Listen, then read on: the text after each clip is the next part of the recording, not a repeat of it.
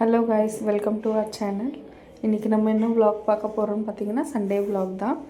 So என்னோடய லைஃப்பில் ஒரு இம்பார்ட்டண்ட் பர்சனாக இருந்தேன் என்னோடய பாட்டி அம்மாவோட 3rd year death anniversary. So என் தங்கச்சி வீட்டில் சாமி கும்பிட்றோம், அதுக்காக தான் போயிருந்தோம். என் தங்கச்சி, மாமா, அம்மா, அப்பா, தங்கச்சி 2 பேர் எல்லாருமே சேர்ந்து கும்பிட்டோம்.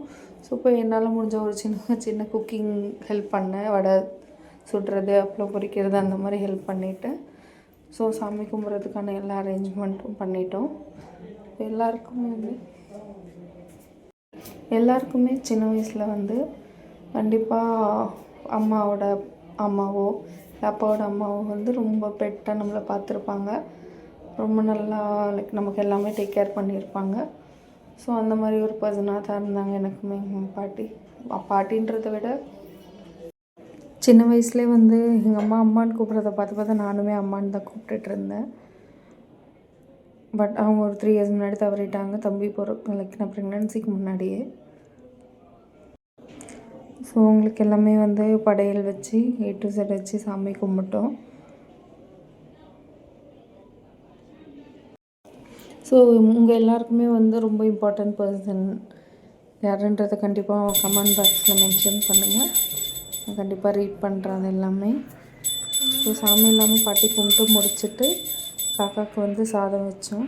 சாதம் வச்சுட்டு எல்லாருமே சாப்பிட்டோம். எல்லாம் சாப்பிட்டதுக்கப்புறம் டீனாக்கு பேர் உட்காந்து பரிமாறினாங்க.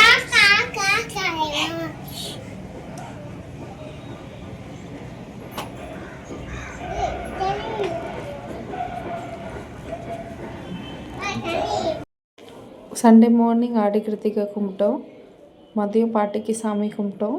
எங்களோட சண்டே இப்படி தான் போச்சு. உங்களுக்கு சண்டே எப்படி போச்சுன்றதை கண்டிப்பாக கமெண்ட் பண்ணுங்கள்.